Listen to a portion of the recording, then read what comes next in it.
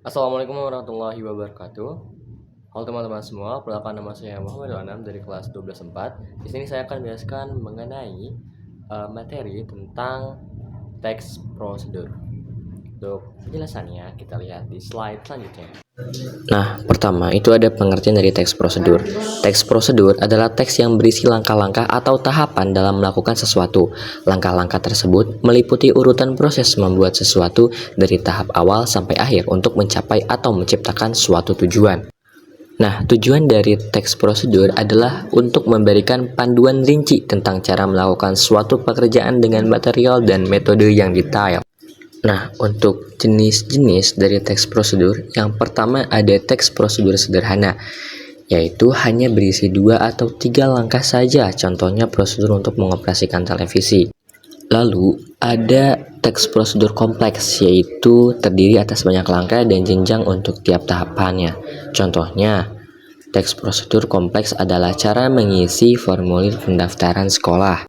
Dan selanjutnya, ada teks prosedur protokol, yaitu teks prosedur yang langkah-langkahnya bisa dibolak-balik, tapi tujuannya tetap bisa tercapai. Contohnya cara membuat teh manis.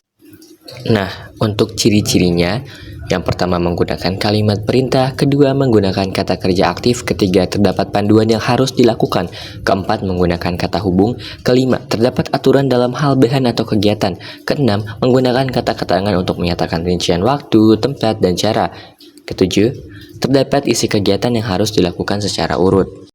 Dan untuk struktur dari teks prosedur itu, yang pertama ada tujuan. Tujuan adalah hal yang ingin dilakukan dalam teks prosedur.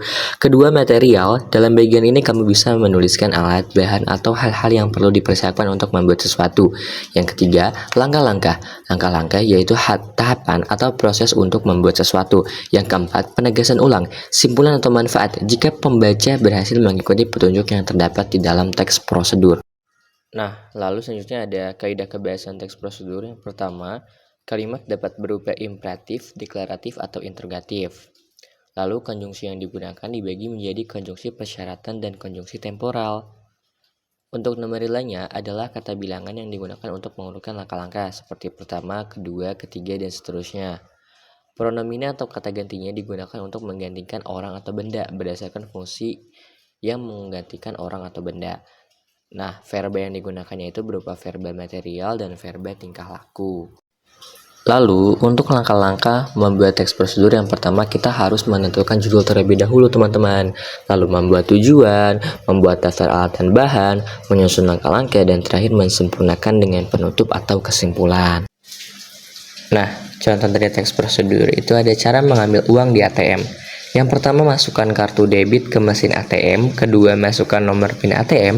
Ketiga, pilih bahasa yang akan digunakan. Keempat, pilih menu tarik tunai.